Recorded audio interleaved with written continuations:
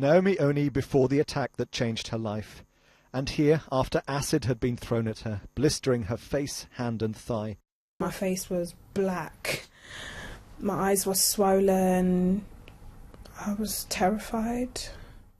This interview was recorded just over a month after the attack. At that time, she was unaware that the person who had done this to her was her friend. That person failed. Whatever their aim was, they failed. And God has given me a life for a reason.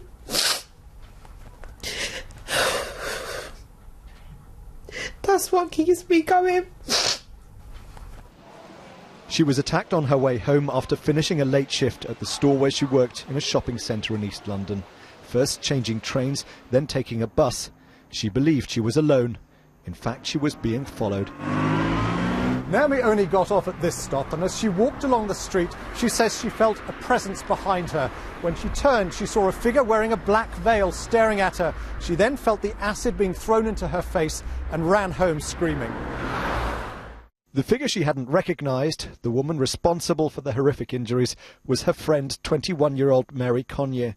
The court heard Konye had disguised herself and carried out the attack out of jealousy and out of revenge because Naomi Oni had once called her an ugly monster.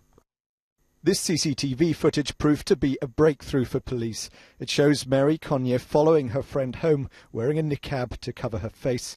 She later admitted the figure in the pictures was her, but claimed it was part of an elaborate plan hatched by Naomi Oni to pour acid over herself to get media attention. Konye claimed she'd been asked to follow her in disguise to make it look like a random attack by a stranger.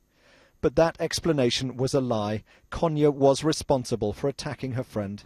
The fact that the defendant was a friend really adds to the terrible nature of this incident, that someone that you would regard as a friend that could actually do this to you really is very chilling, I think. Naomi Oni has been in court during the trial to see the woman who did this to her convicted. Daniel Bircher, BBC News.